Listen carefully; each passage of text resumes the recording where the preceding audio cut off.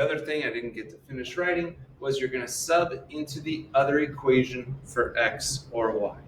The whole reason we learned substitution is because when you substitute it into the other equation, it will be all x's or all y's. So let's try it out. First example is pretty easy. Because we already have it solved for y. It already says y equals 4. So if I know that y equals 4, anytime in the other equation I see a y, I can substitute in 4. Here's the only spot in the other equation where there's a y. So I'm just going to put 4 there. 4 equals negative 4x minus 8. We run through our steps of solving an equation. I see on the side with the variable, the x, I see minus 8. How do we get rid of minus 8? We add 8 to both sides. 4 plus 8 is 12. Over here we just bring down our negative 4x. Now that means negative 4 times x. So to undo that operation, we'll divide by negative 4. 12 divided by negative 4 is negative 3. So there's x. We have y up here, but remember we need to write our answer as a coordinate. So x always comes first in the coordinates. So negative 3, 4 will be our final answer. Okay, let's try another one. Y equals x minus 2 and y equals negative 8x plus 16. So it said get a variable all by itself, which we have. It says y equals. If this is what we know y equals, x minus 2, when I see a y in the other equation, I can substitute in x minus 2. Here's the y in the other equation, so that's where I'm going to put it.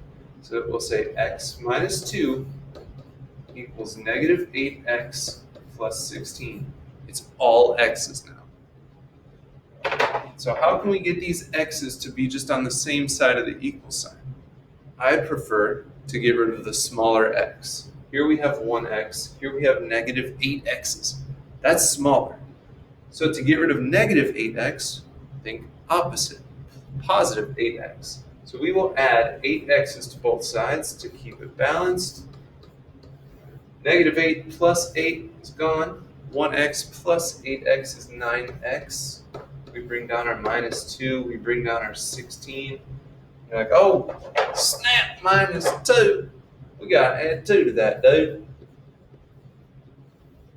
9x equals 16 plus 2 is 18. Now we got to divide by that 9. 18 divided by 9 is 2. Now we have half of our coordinate, but we still need the y. So we can substitute it into either equation. I swear they both work. I always choose the easier one, and to me the first one looks easier. Y equals x minus 2. X is 2. So y equals x minus 2 would be 2 minus 2, and 2 minus 2 is 0. Y equals 0. We're going to write it as a coordinate. X was 2, y was 0. This is the point, if you graphed them, where they would cross each other. Number 9. We have y equals. Great. This is what y equals. So in the other equation, where there's a y, that's what I'm going to put there.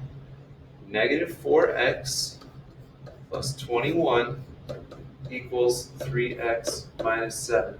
This equation is the same as the new one we wrote. We just replaced the y.